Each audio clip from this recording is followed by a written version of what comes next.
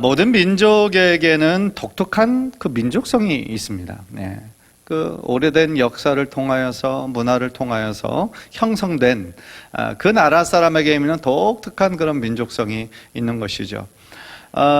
마찬가지로 흑인들에게도요, 흑인들만의 독특한 그런 특성이 있어요. 독특한 영성이 있어요. 흑인들의 그 노래를 들으면 백인들의 노래와는 확연하게 다른 어떤 소울이 느껴지는 것이죠. 어떤 한국 오래된 어떤 한과 같은 그런 것들이 흑인 성가, 흑인 영가 이런 데서는 이제 그런 게 나타나게 되거든요. 그래서 그 전에 흑인의 소울의 한 뿌리를 이렇게 찾는 어떤 다큐멘터리를 보면서 이 복음이 노예제도가 존재하던 그때에 얼마나 큰 영향력을 미쳤는가에 대한 그 주제를 좀 다룬 것을 보았는데 굉장히 흥미진진하게 본 기억이 납니다. 복음의 메시지가 뭡니까? 한 하나님을 섬긴다는 거예요. 한 하나님을 섬기는 것이고 예수 그리스도를 통하여 예수 그리스도 안에서 예수 그리스도의 몸을 이루니까 전체 다 한 형제요 한 자매인 거죠. 거기에는 부와 어떤 그런 것에 차별이 없는 것이죠. 그죠? 뭐 종이나 또 주인이나 이런 차별이 없는 거예요. 복음 안에서는 다 평등한 것이고 하나가 되는 거죠. 그런데 기득권자의 입장에서 당시 노예제도가 존재하던 그 시대에 백인들의 입장에서는 이 복음의 메시지라는 것은 굉장히 위험한 메시지죠. 왜냐하면 분명히 다른데 저 흑인들은 노예인데 아프리카에서 사온 그냥 노예들 뿐인데 이 그리스도 안에서 복음 안에서 하나라고 하는 그런 메시지가 그들에게는 굉장히 어떻게 보면 좀 힘든 그런 어떻게 기득권을 파괴하는 그런 혁명적인 메시지였다라는 거죠. 그래서 흑인 음악인 그 소울이 발견하게 된 계기도요, 저들의 주인은 백인들은 교회에 들어가서 하나님 예배하는 거예요. 하나님 찬양하는데 이 노예들은, 이 흑인들은 들어갈 수가 없는 거예요. 한 교회 안에 들어갈 수가 없어서 그냥 밖에서 그 창문을 통해서 듣는 것을 통하여 이렇게 엿들으면서 하나님의 복음을 듣게 되는 거예요. 그러면서 이 복음이라는 게 이렇게 혁명적인 거구나, 저들의 마음이 막 뜨거워지고 변하고 그러면서 저들이 이제 노래 부르기 시작한 게 쿰바야, 그런 노래. 쿰바야 마일롯 쿰바야 있잖아요. 쿰바야라는 말이 이제 무슨 뜻이냐면 come by here, 이 자리에 오시옵소서, 주님 이 자리에 속히 오시옵소서, 이제 그런 주제의 그런 노래였다는 것이죠. 자신이 노예로 살아가는 그 고통의 자리, 눈물의 자리 가운데 하나님 오셔서 우리를 구원해 주소서. 그것이 이제 흑인 영가의 어떤 뿌리가 되었다라는 거예요. 사실 미국뿐 아니라요, 우리나라도 사실은 100몇십 년 전만 해도 조선시대였잖아요. 조선시대에도 분명히 양반과 이 노비, 양반과 종의 그 신분 차이가 얼마나 뚜렷한 나라가 바로 우리나라였습니까? 그러니까 양반으로서 이미 기득권을 누리고 있는 사람들에게도 역시 이 복음이 제일 처음 들어갔을 때 상당히 거부감이 심했을 거예요. 그래서 당시의 기득권층은 이상한 교리를 전하는 외국 종교, 천주교를 아주 박해를 한 것이죠. 그런데 반대로 그 정말 고통 가운데 있던 그 종의 신분, 노비의 신분이었던 사람들에게는 미국의 흑인들과 마찬가지로 굉장히 혁명적인, 너무너무 말 그대로 좋은 소식, 그것이 바로 복음이었던 것이죠. 그렇다면 지금 우리들, 현대를 살아가고 있는 우리들에게 복음은 과연 어떤 의미일까요? 노예제도에 억눌려 있던 노인들, 또 조선시대 종들처럼 극적이지 않을 수는 있어도 복음은 역시 우리들에게도 혁명적인 메시지인 거죠. 왜 그렇습니까? 지난주에도 우리가 다뤘던 것처럼 우리가 어떤 존재였습니까? 죄와 허물로 인해 죽을 수밖에 없었던 우리들이었잖아요. 복음에는 완전히 외인들이었잖아요. 이스라엘 사람도 아니고요, 우리는. 그렇죠? 그런데 그런 우리들을 하나님께서 창세전에 예정하시고 선택하시고 하나님의 자녀 삼으기로 작정하셔서 우리 한 사람 한 사람이 예수 그리스도를 믿음으로 말미암아 하나님의 자녀가 되었잖아요. 얼마나 놀라운 혁명적인 변화입니까? 그죠? 우리는 감사할 수밖에 없다라는 것이죠. 따라서 이것이 얼마나 이 놀랍고 극적인 사건인가를 계속 다루고 있는 것이, 그것이 바로 에베소서의 말씀인 거예요. 따라서 오늘 말씀을 통해서요, 다시 한번 예수님께서 십자가에서 이루신 사건이 얼마나 이것이 엄청난 사건인가, 다시 한번 그 십자가 사건의 그 은혜와 사랑을 우리들의 마음에 기억하고 다시 한번 감사함으로 주님 앞에 나아가는 복된 시간 되시기를 주님의 이름으로 간절히 축원합니다.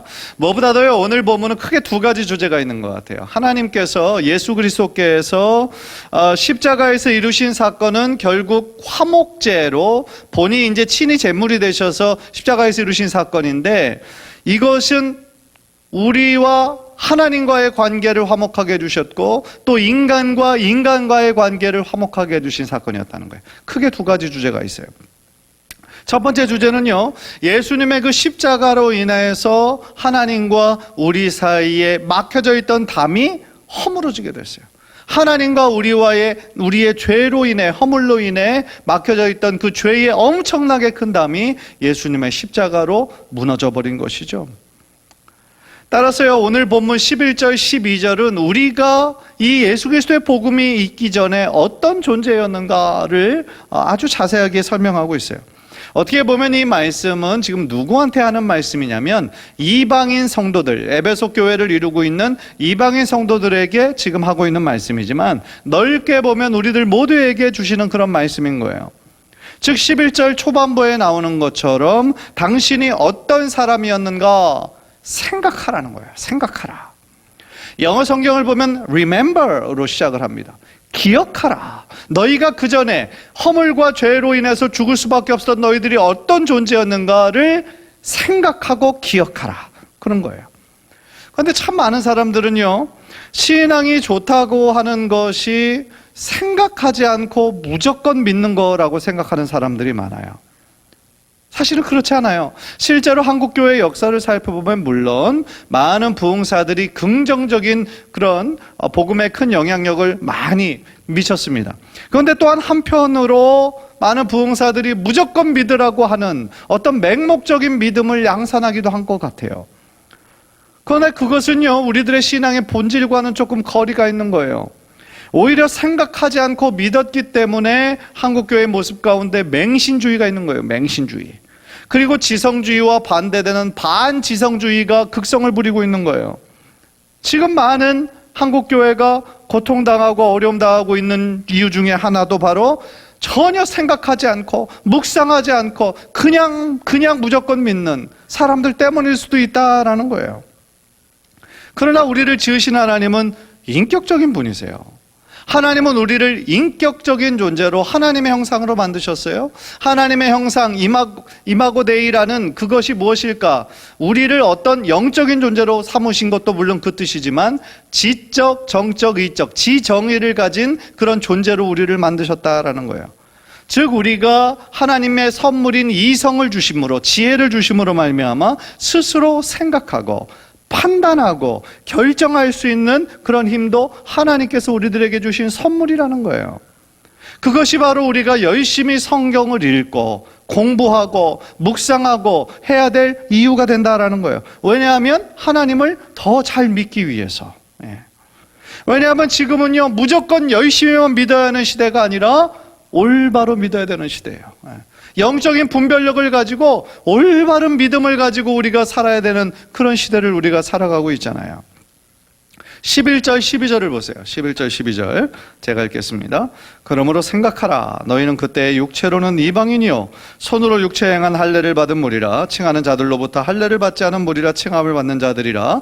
그때 너희는 그리스도 밖에 있었고 이스라엘 나라 밖의 사람이라. 약속의 언약들에 대하여는 외인이요 세상에서 소망이 없고 하나님도 없는 자이더니. 그러니까 1차적으로는 지금 이방인 성도들, 이방인 크리스찬들, 그러니까 유대인들이 아니라 나중에 복음을 듣고 뭐 헬라인이든지 다른 나라 사람이든지 나중에 바울이 전한 복음을 듣고 주님을 믿고 들어온 사람이 지금 교회를 공동체를 이룬 거죠. 그러니까 이방인 크리스찬들에게 1차적으로 하는 얘기예요. 그러니까 너희들이 어떤 존재였는가 생각해라. 기억해봐라. 너희들은 이방인이었다. 하나님의 그 언약 밖에 있는 사람이었다. 그리고 너희는 하나님의 언약과도 전혀 상관없는 사람이었다라는 것이죠. 하나님의 언약은 무엇입니까? 하나님께서 아브라함과 이삭과 야곱에게 주셨던 그 약속이잖아요. 그 언약의 핵심은 뭡니까? 하나님의 주신 약속을 지키고 따를 때 하나님께서 그들의 하나님이 되어주시고 그들은 하나님의 백성이 되는 거 아니겠습니까? 그것이 언약의 핵심이었죠. 그런데 그 모든 것에서 지금 우리와 같은 이방인 크리스찬들은 제외된 거예요. 그러니까 결과적으로 세상에서는 소망이 없는 자였다라는 거예요. 세상의 많은 사람들에게, 지금도 세상의 많은 사람들에게 인생은 생로병사일 뿐인 사람들이 많죠. 인생이란 뭐예요? 태어나고 늙고 병들고 죽는 거. 아무리 인간적으로 노력해도 피할 수 있는 방법이 없는 것이죠. 그래서 많은 사람들은 생로병사의 존재니까 인생은 그냥 이런 거야 그러면서 허무함으로 그렇게 이끌어가는 거죠. 슬픈 사실은 뭐예요? 우리가 인간의 한계를 지닌 사람으로서 이 허무함의 문제를 극복할 방법이 없었다라는 것이죠. 어떤 소망도 없었다라는 거예요. 그런데 우리가 예수 그리스도를 믿음으로 말미암아 그렇지 않다라는 걸 깨닫는 거죠. 예수 그리스도를 믿음으로 말미암아 우리가 그냥 생로병사로 태어나서 늙고 병들고 그냥 한 줌의 죄로 끝나는 허무한 인생이 아니라 하나님의 분명한 목적을 따라 하나님께서 우리를 창조하셨고 결국 우리의 삶을 통하여 하나님께 영광을 올려드려야 되는 삶의 목적을 분명히 깨닫게 되잖아요. 또 많은 세상 사람들이 생각하는 것처럼 이 죽음으로 끝나는 인생이 아니라는 걸 우리는 알고 있잖아요. 그죠? 예수 그리스도를 믿는 믿음을 가지고 우리가 육체의 죽음은 피할 수 없지만 우리들의 육체는 썩어 없어진다 할지라도 우리들의 영혼은 영원히 살아서, 그죠? 천국으로 하나님께서 이끄신 새하늘과 새 땅으로 우리는 그대로 인도되는 그러한 영적인 존재라는 것이죠. 그러니까 세상의 사람들, 전혀 소망이 없는 사람들하고 우리는 같을 수가 없다라는 거예요. 그 부활의 소망, 영생의 소망, 천국의 소망을 가졌기 때문에 우리는 그런 소망이 없는 사람들과 그런 사람들처럼 소망 없이 살아가서는 안 된다라는 것이죠. 지난 주말에 한 영화를 보았습니다. 부활 그 증거라고 하는 영화를 보았는데요. 그 다큐멘터리 식으로 이제 기독교 영화로 이렇게 쭉 다루는데 제일 처음 다루는 것이 인생의 죽음의 문제에 대해 질문을 딱 던지는 거예요. 그래서 영화가 제일 먼저 이렇게 비춰지는 장소가 어디였냐면 인도의 바라나시라는 지역이에요. 바라나시라는 지역. 그래서 바라나시는 뭐 인도 사람들이 마치 성지처럼 생각하는 곳이래요. 그리고 인도에 겐지스 강이 흐르는 그런 곳이고 거기에 아주 위대한 화장터라고 굉장히 유명한 화장터가 있어요. 그래서 거기에 이제 죽음을 맞이하기 전에 수많은 사람들이 그곳 겐지스 강으로 찾아온다라는 거예요. 마치 성지고 그리고 그곳 화장터에서는 끊임없이 죽은 시체들을 이렇게 태우는데 그것이 법이래요. 그래서 죽은 사람들은 3시간 이내에 화장을 하는 것이 저들의 법이래요. 그래서 이제 그 화장을 하기 위해서 거기는 뭐 계속해서 그 재단에서 시신들이 불태워지는 거죠. 그런데 영화를 보면서 특이했던 점이 하나 있었어요. 그게 뭐였냐면 그들은 인도 사람들, 그러니까 다 힌두교인들이죠. 인도 사람들은 인생을 뭘로 이해하느냐? 고통으로 이해해요. 고통. 인생은 고통이다. 그래서 그들이 믿는 그 사상 중에 하나가 윤회 사상이거든요. 윤회는 아시는 것처럼 불교도 윤회죠. 돌고 도는 거예요. 그래서 이 땅 가운데 얼마나 선행을 많이 했냐에 따라 얼마나 죄를 많이 졌느냐에 따라 다음 생에서 어떤 존재로 태어날 게 결정이 되는 거죠. 끊임없는 돌고 도는 것들이 저들의 인생이에요. 그래서 저들이 인생은 고통이라 생각하는데 다시 태어나지 않기를 바라는 마음으로 겐지스 강에서 그 시체를 태우고 그 겐지스 강에 그 재를 다 뿌리면 그 사람이 전생에서 졌던 그 모든 죄가 다 사해진다라고 그렇게 믿는 거예요. 그러면서 다시 태어나지 않기를, 다시 태어나서 또 고통의 순환 가운데 있지 않기를 바라면서 그렇게 태우고 그렇게 이제 시체를 처리한다라는 거예요. 그것을 보면서 뭐 힌두교랑 우리 기독교랑 같은 것은 단 한 가지도 없지만 정말 달라도 너무 다르구나라는 것을 깨달아요. 우리는 육체적인 죽음 이후에 뭐가 있음을 믿어요? 부활이 있음을 믿잖아요. 그러니까 부활이 우리들에게 있음을 믿기 때문에 초대교회에서 그 초대교인들이 얼마나 많은 종교적인 핍박을 당합니까? 1차적으로는 로마의 그 끔찍한 핍박을 당하죠. 또 그 내적으로는 유대교의 핍박을 당하잖아요. 얼마나 그래서 많은 사람들이 자신의 신앙을 따라 순교했습니까?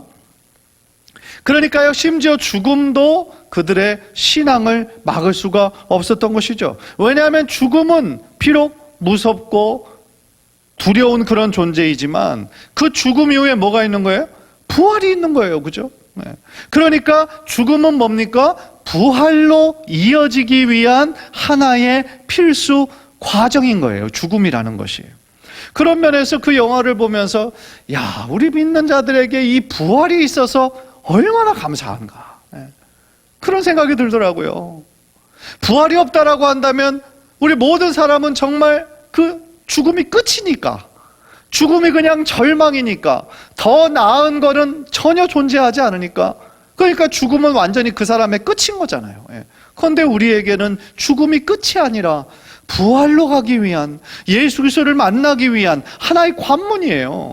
그래서 오히려 그거는 그러니까 두려움의 대상이라기보다는 오히려 우리들의 인생의 마지막인 어떤 관문이 되는 그런 것이죠. 그러니까 삶과 죽음이 어떻게 보면 연결되어 있는 것이죠. 연결되어 있는 어떻게 보면 인생의 마지막 부분, 우리가 반드시 거쳐야 하는 어떤 관문, 그런 것이죠.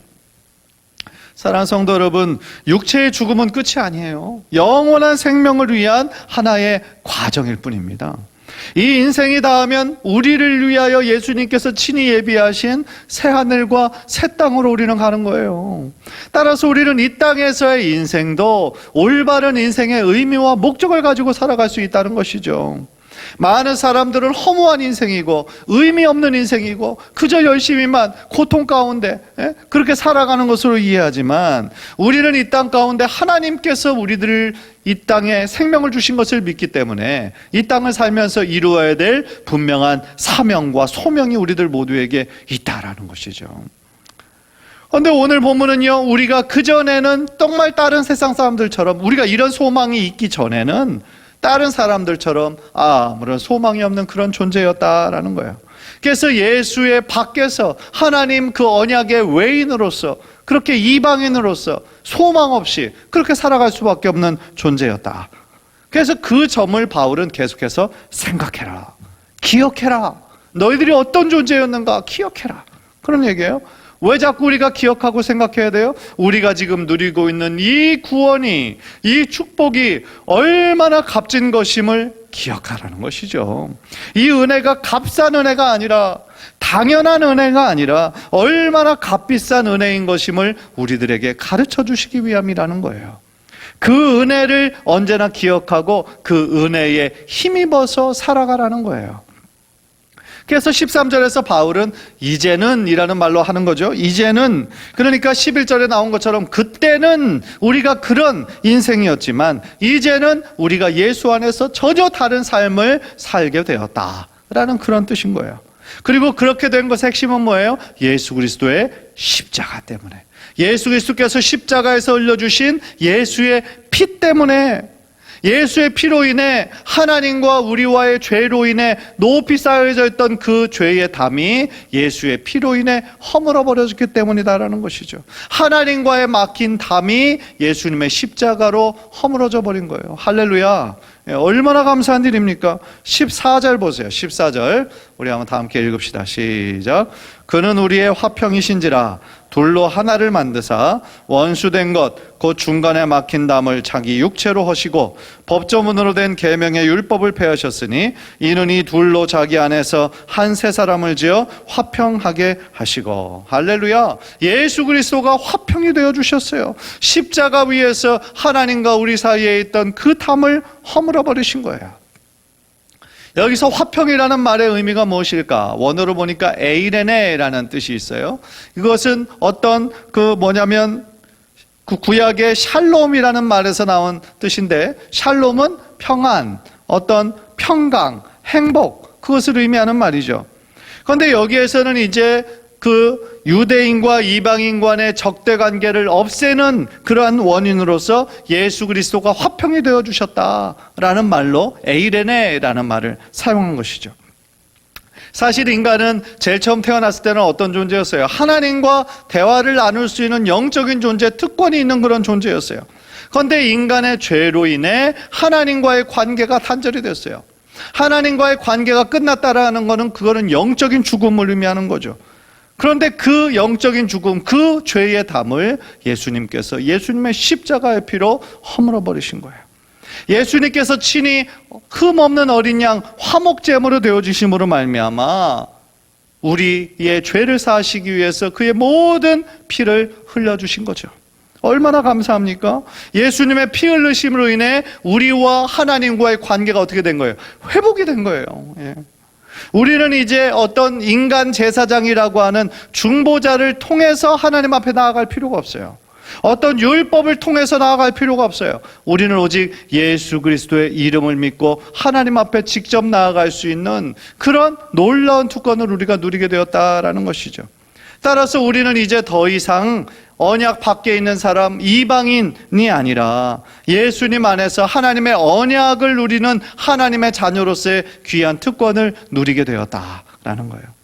따라서요, 우리들의 지금 이 삶에 많은 슬픔들이 있고 고통들이 있고 아픔이 있다 할지라도 그럼에도 불구하고 우리는 하나님 앞에서 나를 구원해 주신 그 사실 한 가지만으로 인해서 하나님 앞에 감사와 영광과 찬송을 드려야 될 줄 믿습니다.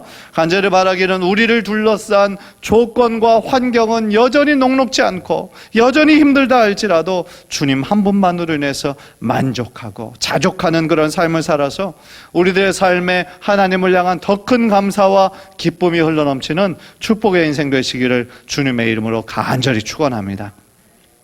두 번째로 예수님의 십자가는 어떤 일을 하셨냐? 인간과 인간의 막힌 담을 허물어 주셨어요.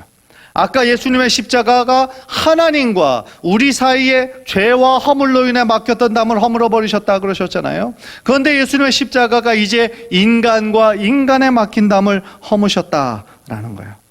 사실 이 편지를 받는 에베소 교인들은요, 이 바울의 편지를 듣고 보면서 너무너무 감사했을 거예요. 큰 은혜를 받았을 거예요. 왜냐하면 한 교회 안에 있어도 그 안에 보이지 않는 벽이 있었어요. 바울이 개척한 교회는요, 그러니까 베드로는 유대인들을 위한 부르심을 받았고 구원을 위한, 바울은 이방인을 위한 구원의 그 부르심을 받았잖아요. 그래서 바울은 가는 그런 지역마다 교회를 세웠는데 대부분 이방인 중심의 교회였어요. 그런데 그 안에 유대인들도 있었어요. 예. 그렇기 때문에 그 교회 안에 계속하여 보이지 않는 갈등들이 늘 도사리고 있었어요. 특히 그들을 하나 되지 못하게 했던 것은 율법 때문이었어요. 율법의 많은 조항들 때문에. 제가 지난번 그네는 갈라디아서를 한번 강의했었잖아요. 거기서도 나오는 것처럼 율법의 준수와 할례의 유무로 끊임없이 사람들을 나누었던 것처럼 이 교회 안에서도 똑같이 율법 준수로 인해 교회가 하나 되지 못했던 거예요. 갈등이 있었던 거예요. 그래서 15절 16절 보세요. 법조문으로 된 계명의 율법을 폐하셨으니 이는 이 둘로 자기 안에서 한 세 사람을 지어 화평하게 하시고 또 십자가로 이 둘을 한 몸으로 하나님과 화목하게 하려 하심이라 원수된 것을 십자가로 소멸하시고 그랬어요. 그 당시 유대인들의 입장에서 비록 예수님을 믿어서 그 교회를 이루고 있지만 여전히 이방인들에 대한 불편한 거예요. 이방인 크리스찬에 대해 불편한 관점을 가지고 있어요. 왜냐하면 구약의 수많은 율법들을 그들은 여전히 지금 지켜나가고 있는데 성막의 어떤 절기, 특별히 어떤 먹는 음식 이런 걸로 다 하나하나 규정을 지금 유대인 크리스찬들은 지키고 있는데 이방인 크리스찬은 지키지 않잖아요. 그러니까 교회 안에서 그들을 정죄하는 그런 태도들이 유대인 크리스찬들에게는 늘 있었다라는 것이죠. 그런데 예수께서 십자가의 죽으심으로 말미암아 그 모든 구약의 율법, 특별히 의식에 관련된 법들은 다 성취하셨거든요. 율법을 온전케 하시고 완성하셨잖아요. 그래서 예수님이 오신 신약 이후로 그런 법들은 지킬 필요가 없어요. 그런데 이제 십계명과 같은 어떤 도덕법, 윤리법 그런 것들은 우리가 계속 지켜야 되는 것이죠. 그런데 어떤 의식법, 어떻게 제사를 할 것인가, 또 어떤 것은 먹어서는 안 되고 어떤 것은 먹어도 되고, 이러한 법들은 우리가 지킬 필요가 없는 것이죠. 그런데 이 교회 안에 여전히 그런 율법의 준수에 대한 걸로 인해서 하나 되지 못했던, 그래서 상대적으로 어려움을 당하던 이 이방인 크리스찬들이 이 바울의 이 편지를 받고서 너무나 큰 은혜를 받았을 거라는 것이죠. 사실은 유대인의 관점에서 보면 지금 이방인들하고 같이 교회를 이루는 것이 여전히 불편했을 거예요. 그러나 예수께서 십자가 위에서 피를 흘려주신 것은 유대인들만을 위해 피 흘려주신 게 아니죠. 예수님의 복음을 믿는 모든 사람들, 모든 이방인들을 예수의 십자가를 믿는 그 믿음으로 하나 되게 하신 것이죠. 그래서 예수님이 십자가 가신 것이 바로 이 일을 하신 거거든요. 그래서 17절, 18절을 계속 읽어보면 먼 데 있는 이방인들이나 가까운 데 있는 유대인들에게 예수님은 평안을 전하셨어요. 그러니까 우리들이 성령 안에서 하나 되게 할 수 있는 길을 열어주셨다라는 거예요. 그래서 예수가 전한 평안의 복음은 성령 안에서 하나 되게 하는, 화목하게 만드는 복음이었다라는 거예요. 아까 제일 처음에 제가 말씀드렸던 미국의 백인과 흑인을 나누는 그런 역사에 대해 말씀드렸지만 지금은 이제 그런 일이 없죠. 그래서 이제 정말 부흥하는 그런 교회들을 이렇게 찾아가 보면 거기는 백인들도 있고 뭐 흑인들도 있고 아시안들도 있고 뭐 라티노 사람들도 있고 다 이렇게 모든 인종들이 모여서 하나님 찬양하고 하나님 예배하는 그런 모습들을 우리가 발견할 수가 있어요. 그런데 또 한편으로 안타까운 건 뭐냐면 예수님의 십자가로 사람들과 사람들 사이에 막힌 담을 허물어 버리셨음에도 불구하고 사람들은 여전히 자신들만의 보이지 않는 장벽을 가지고 살아가는 사람들도 여전히 있다라는 거예요. 그래서 어느 교회를 가보면 백인 중심의 교회가 있고, 어느 교회를 가면 흑인 중심의 교회가 있고, 어느 교회를 가면 부자 중심의 교회가 있고, 어떤 교회를 가보면 가난한 사람들 중심의 교회가 있고, 정치적으로 보수적인 분들만 많이 모인 교회가 있고, 또 진보적인 분들만 많이 모인 교회가 있고, 그렇다라는 거죠. 물론 교회 문에 그렇게 써 있지는 않겠죠. 우리 교회는 어느 지역의 어떤 계층만의 사람들만을 하는 교회입니다. 물론 써 있지는 않아요. 그런데 사람들이 모이다 보니까 어느새 그런 중심의 교회를 이루고 있는 교회들도 있더라는 것이죠. 그런데 그런 교회를 방문을 하면은요, 사람들은 이게 기가 막히게 알거든요. 영적인 존재이기 때문에 기가 막히게 알아요. 그래서 내가 이곳에 속해도 되는지, 아니면 나는 속하기 어렵겠다라는 어떤 이방인의 그런 거를 갖는지 너무나 잘 알거든요. 슬픈 일이죠. 그러나 우리가 반드시 기억해야 하는 것은 뭐겠어요? 예수님은 우리들 인간과 인간 사이에 있는 막힌 담을 허물어 버리기 위해서 예수님의 십자가를 통하여 모든 것을 이루셨다라는 것이죠. 그 이야기는 뭐예요? 우리 공동체 안에 어떤 교회 안에서도 한 사람도 소외받는 사람이 있어서는 안 된다라는 것이죠. 왜냐하면 우리들 모두 주님 안에서 한 형제요, 한 자매이기 때문에 그렇다라는 거예요. 생각해 보세요. 한 가족 안에 성공한 자녀도 있지만 어려운 가정 자매들, 그 자녀들도 있을 수 있어요. 그렇지 않습니까? 건강한 자녀도 있지만 좀 몸이 불완전한 그런 자녀도 있을 수 있어요. 그러나 부모의 입장에서 보세요. 다 사랑하는 자녀예요. 그죠? 그냥 부모 입장에서 야 너는 성공했으니까, 너는 실패했으니까 너는 이제 뭐 내 자녀 아니야, 뭐 이런 식으로 내쫓는 그런 부모가 어디 있겠어요, 이 세상에. 마찬가지인 거죠.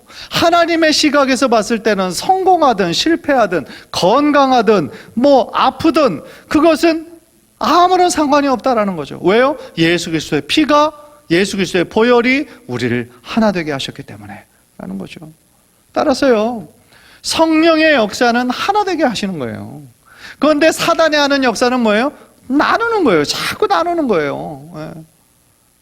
그래서 저는 교회 안에서 설교할 때 정치적인 얘기는 지금까지도 안 했고 앞으로도 한 번도 안 할 거예요.